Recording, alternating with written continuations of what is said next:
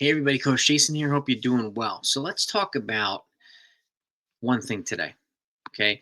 And that's the different types of long runs that you can use in marathon training, okay? And there's a lot of different variations of long runs. And why do I bring this up? Well, running the marathon is one thing, racing it is another, okay? And there's an introductory process about all these different types of long runs. And in getting the long run in is an accomplishment in itself.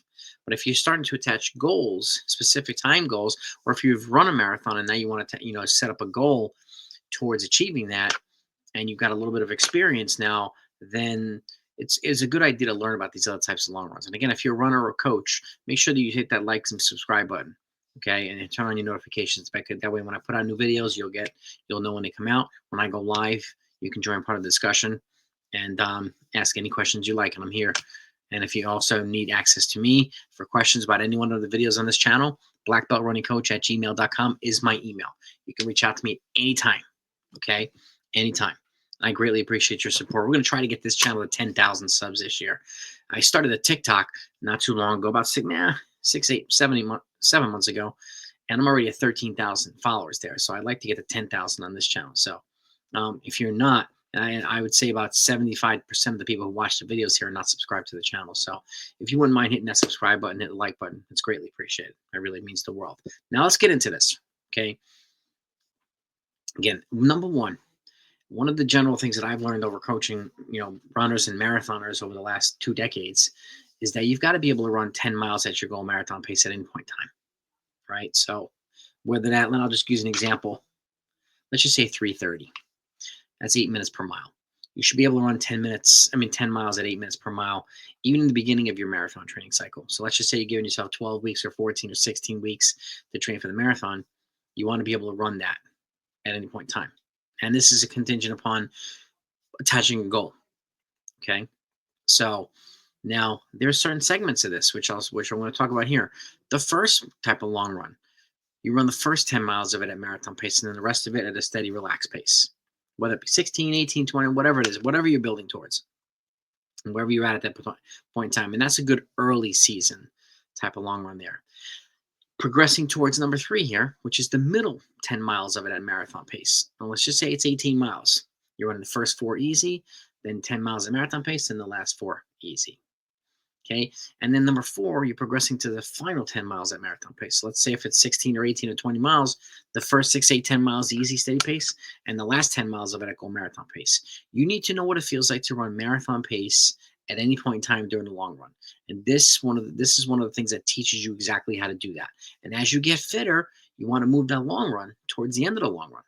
So the marathon pace, towards the end of the long run. And then you can start adding and progressing towards another segment of the run, which I'll get to as well, okay? Which takes me to the next one, a simulation long run. Now, what do I mean by this? Simulation workouts and simulation long runs are similar. If you're running a course like New York or Boston, it's rolling hills throughout the whole thing. So the majority of your workouts and long runs will be well off having been done over rolling courses to simulate the race that you're going to run. I definitely encourage against training on all flats for a hilly marathon. Unless you have no access to hills, that's a different story. But at that point, I would encourage you to do stairs if you have access to them as well, just to get some type of elevation in the legs. Okay, but a simulation long run, if you're running something flat like Berlin or Chicago, then your long runs can be on the flats, or your workouts, I should say, your tempos, your race pace simulations should be on the flats. Okay, that way it makes it easier for you to lock into your goal pace, whatever it might be. Okay, so that's the simulation long run. Okay, so you've got the first 10 miles of marathon pace, then moving towards the middle 10, then moving towards the final 10, and then you have your simulation long run. This could be any point in time, any type of long run. So it could be easy recovery run, doesn't matter. Okay, even if it's a shorter one like a 14-mile run, or this could be a 20-mile run, easy pace. Okay.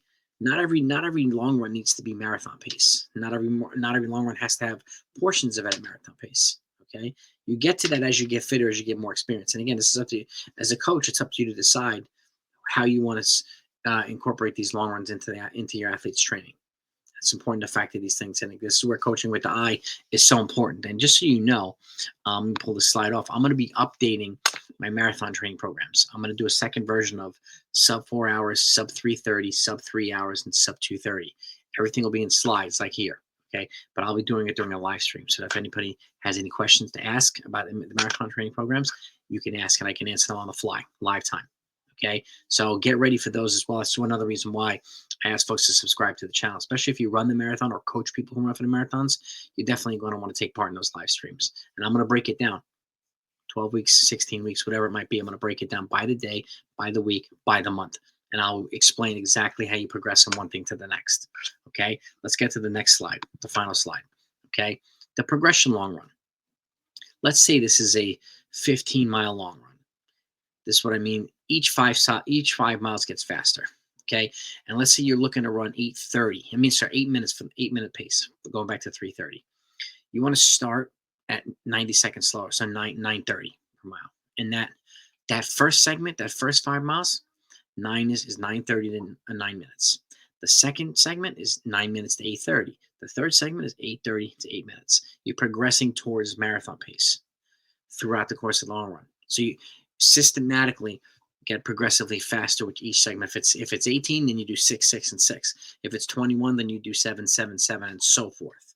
But that's the progression along. This also helps callous you and build your threshold capacity as well to handle harder stuff. So your progression long runs are absolutely imperative in marathon training. I highly encourage you to consider doing them if you're not doing them already. Okay. Number 7 is the race pace simulation. About 5 weeks out, if you don't have a half marathon scheduled en route to a marathon, I highly encourage you to do a race pace simulation, which is 15 to 16 miles about 5 weeks out at your goal marathon pace. So going back, if you're looking to run 3:30, you run in at 8 minutes. Okay, if you're looking to run you're looking to break 3 hours, you're looking to run probably about 6:50, low 6:50s. Looking to run, and so on. Okay, you're looking to run 2:37, you run them in 6 minutes. Okay, and again, you add 2 or 3 miles in the beginning as a warm up. You add 2 to 3 miles in the end as a cool down. You're at 19 to 21 miles. But 15 or 16 of this is at your goal marathon pace, and this gives you a lot of data and tells you how close you are towards running your goal pace in 5 weeks and what you need to do to put the finishing pieces of the puzzle as you work towards the marathon. So your race pace simulation is absolutely critical, especially if you're not racing a half marathon. Okay. Then you have your easy, relaxed long run. I talked about that already in terms of the simulation. Easy, relaxed long run can take place over the rolling hills, can take place on the flats. Softer surfaces, grass, dirt, park, whatever you say. And if you have the opportunity to get off the pavement for a lot of your long runs, I encourage you to do that. It's more forgiving on the legs, less taxing on the legs. Okay. And the better off the more often you do that, the better off you're going to be. Okay. So that's your easy, relaxed long run. And lastly is a speed fartlek within the long run. What do I mean by that? You have a long run, but now you're going to incorporate some speed development in there, such as 16 times 1 minute hard, 1 minute easy, right? Or 20 times 1 minute hard, 1 minute easy. You progress towards that. Okay. The 1 minute hard efforts, essentially about 10K pace down to 5K pace. Okay? The easy efforts are just easy jog. But if you can get to the point where you're running the 1 minute easy efforts at marathon pace, if you learn how to recover at a faster pace throughout workouts, that's a testament to significantly improved fitness. Okay. So that's how you do that within a long run. You essentially put it in the middle of the long run, whether it's 16 times a minute or 20 times a minute or 16 times 90 seconds times 90 seconds easy, whatever you feel is most appropriate. But this speed development is going to help with a lot of things. Number one is going to help with your running efficiency, your running economy. Okay. And one of the most important parts of marathon training is energy preservation. You want to be as efficient as you possibly can, especially towards the latter parts of the marathon. Right? As you hit 20 miles, the body starts to change. This is not like a 5K. You can't come back the next week and do it again. Okay. So at 20 miles, your body can start working against you. And the more efficient you are, the more energy you're preserving throughout this run, throughout this race. Okay. And the better off you're going to be at that point. And you'll see you're putting yourself in a better position to either hold pace or slow down less than everybody else or pick up the pace at that point if you're fit enough to do that. Okay. And these are the systematic parts of the training that I encourage you to consider. This is why I wanted to give you all the different variations of the long run. This is also a complimentary session.